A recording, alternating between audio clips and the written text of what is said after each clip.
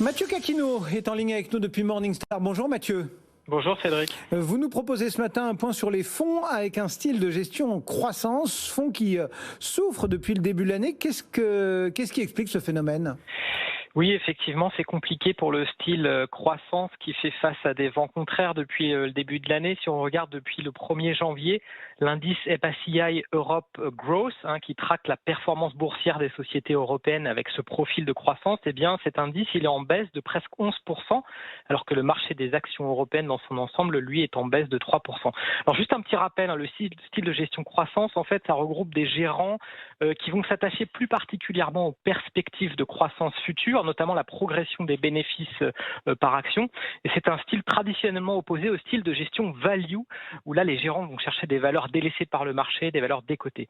Les investisseurs qui favorisent le style croissance ont souvent tendance à investir dans des secteurs bien portés par des transformations technologiques ou des sociétés en fort développement qui souvent ne distribuent pas de dividendes, mais qui réinvestissent la plupart de leurs bénéfices dans leur développement futur. Et en fait, ce style croissance, il a particulièrement bien marché ces dernières années avec une forte surperformance qui était en partie expliquée par les taux d'intérêt bas qui favorisaient ce type de société et le changement de régime sur les marchés financiers ces derniers mois avec notamment une hausse de l'inflation et une hausse des taux a mis à mal les valorisations des valeurs de croissance.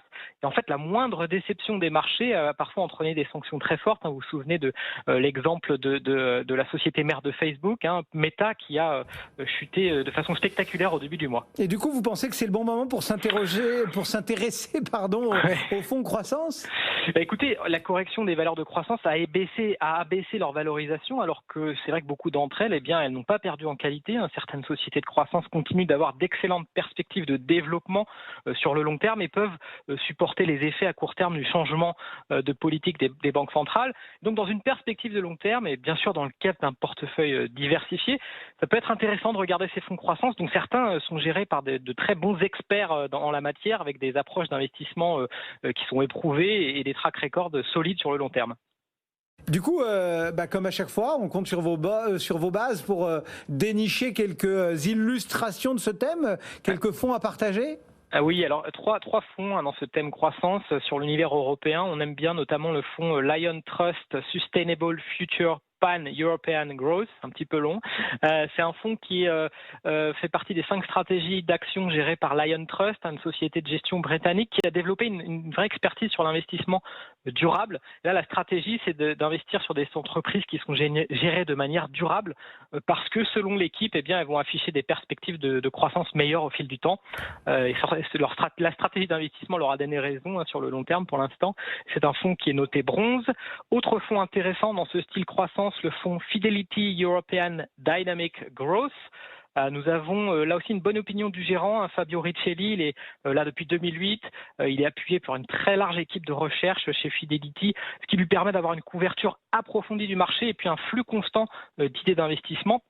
Avec là aussi une approche de long terme, les actions de son portefeuille sont détenues pendant des années. C'est un fonds qui n'a pas échappé à la correction depuis le début de l'année, il est en baisse de 8%, mais depuis 2008, qui est l'historique de performance de Fabio Riccelli, ça reste impressionnant et on reste nous confiants sur ses perspectives. C'est un fonds noté Silver. Et enfin, troisième fonds, le fonds Schroder European Special Situation, géré par 2 gérants. Ce qui distingue ce fonds des 2 premiers, c'est qu'ils s'autorisent des investissements dans des sociétés en retournement où ils espèrent une amélioration des perspectives de croissance grâce soit à un repositionnement ou un changement de management. C'est une stratégie un peu plus risquée que les 2 autres, mais là aussi avec de solides résultats sur le long terme. Petit bémol quand même, les frais sont élevés, notamment parce que la société prélève une commission de surperformance de 15%. Ça reste le principal point noir de ce fonds, mais pour le reste, il a de bonne qualité. C'est un fonds qui est noté bronze. Mathieu Caquino depuis Morningstar. Merci Mathieu, bonne fin de semaine sur le marché.